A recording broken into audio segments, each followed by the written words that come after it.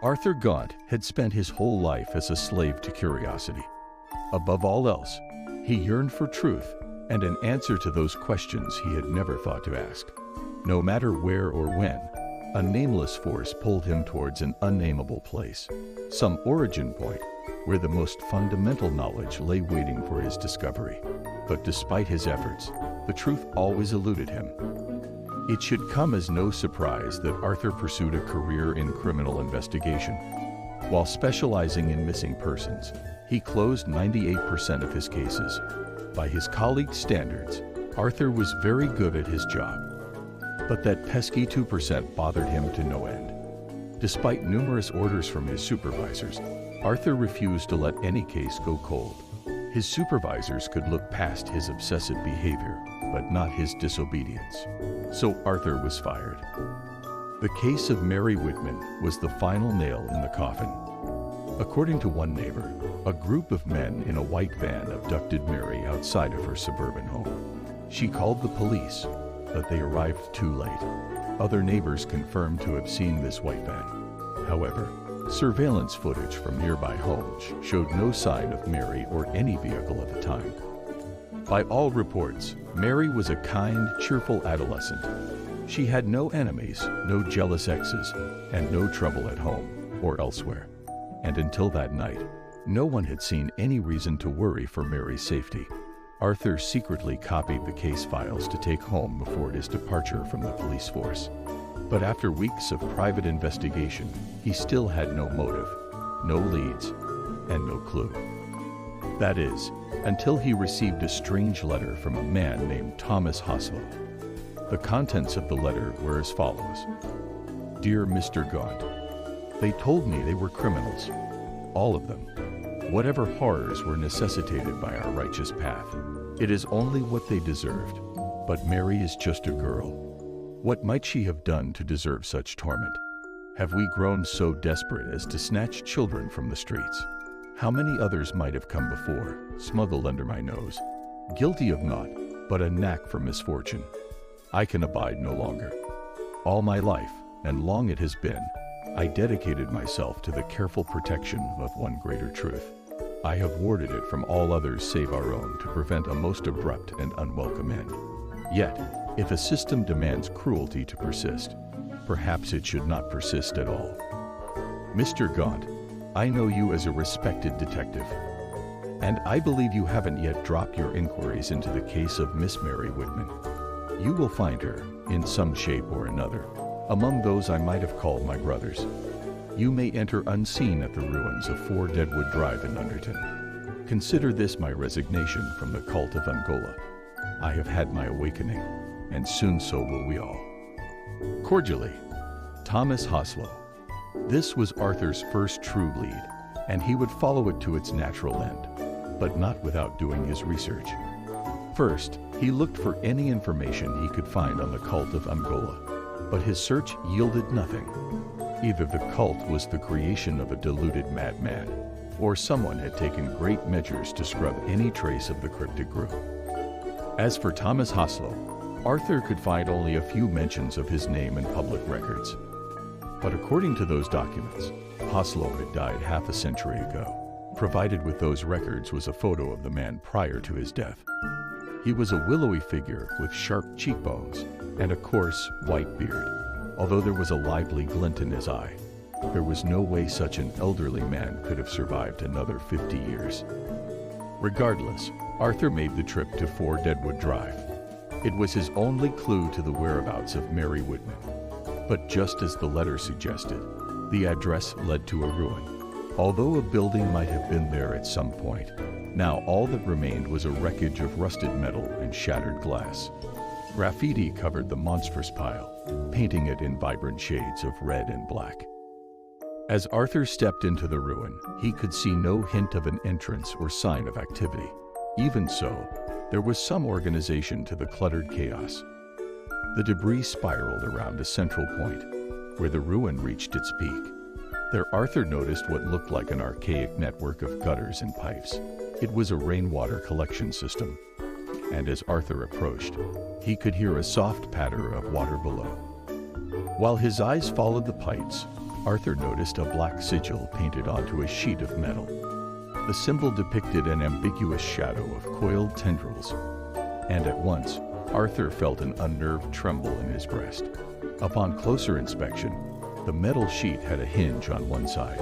It was a hatch. Opening the hatch, Arthur found a ladder that descended far below, presumably into the bowels of the cultist base. Spurred on by equal parts duty and curiosity, Arthur climbed down the ladder. And before long, he found himself in an old cistern supported by stone columns. Just as his feet touched the tiled floor, a dim, red light flashed from somewhere above. The murky light danced along the inky surface of the cistern water. While the flashing continued, a shrill cry echoed from far off. Then came the patter of steps against cold stone. Arthur ran along the narrow path that led from the ladder to a rusted door. Before anyone could find him in the cistern, he exited onto a shadowy corridor. At once, a horrid stench stung his nose, making him want to vomit. That gut-twisting sensation only worsened as he entered a chamber cloaked in darkness. It took his eyes a moment to adjust, but when they did, Arthur bit his tongue to stifle a scream. At the center of the room was a pile of rotting corpses, their limbs gnawed to bone by rats, and their flesh crawling with maggots. The ceiling above extended far beyond sight. Despite himself, Arthur approached the fetid mound. He recognized one of the faces, pale and bloodied as it was. Maggots swam through the man's once lively eyes, but it was unmistakably Thomas Hoslo. He looked the same as his 50-year-old photograph. But how could that be? Regardless, what concerned Arthur more than anything else was the manner of Hoslo's death. His limbs were torn, and his body was shredded into fleshy ribbons. Lacerations carved deep paths all over his skin, as though someone had wrapped him in a circle of blades. Arthur had seen plenty of cruelty in prior investigations, but nothing so violent. Like any sane individual, Arthur decided to get out as soon as he could. But the sound of footsteps was approaching quick. There was no time to flee. He scanned the room briefly, but there was only one place to hide. Having buried himself among the heap of gore, Arthur waited and listened. Two men marched past the room and into the cistern. After a few minutes, they strode back into the hall. "You think the intruder is in there?" one of them asked. "What?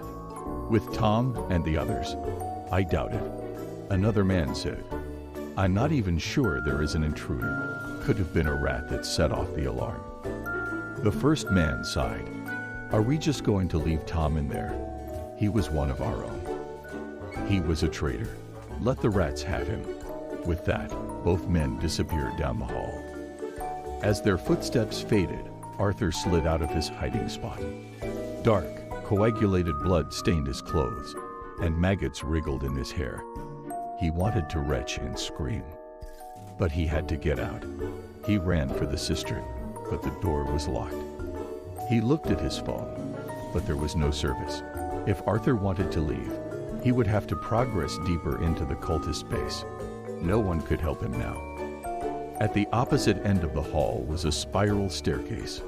Before Arthur could take a step upward, he heard a trembling cry and a drawn-out moan. He stopped to listen closer. He heard another horrid wail and another. It was not one person in distress, but several, all crying out in pain. And beneath all the agonizing tones came a sound lower and more sinister. Arthur did not hear it so much as he felt it penetrating his skull, setting all his hairs on end.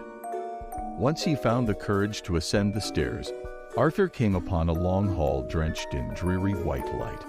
Without doors or windows, the entire length of the hall was lined with narrow cells.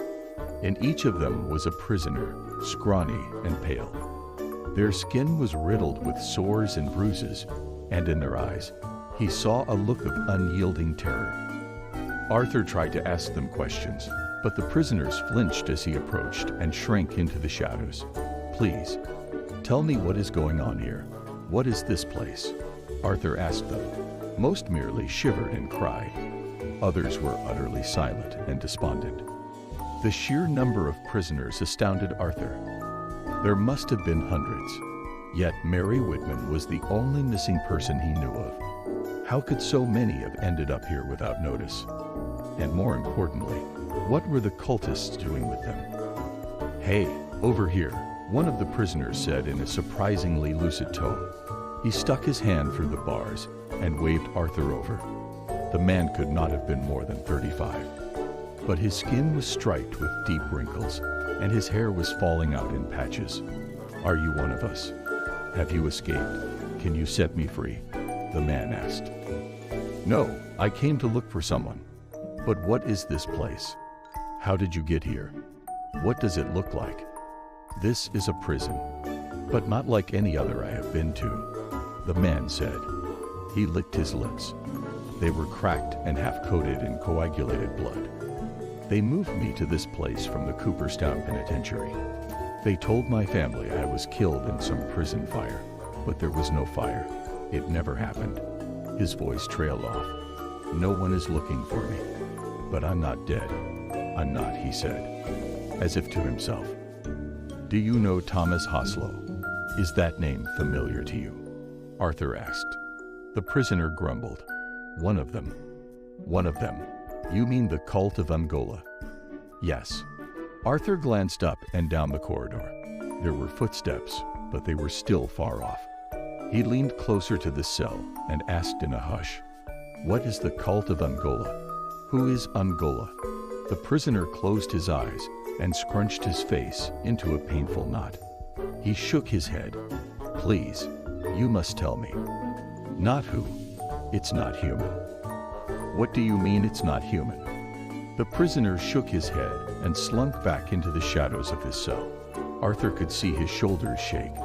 The man was crying. "What are they doing to you?" "No," the prisoner said. "No, I don't want to. Please, I can help you." "No, I can't. Just tell me." The prisoner started to moan and whimper. "I just want to help.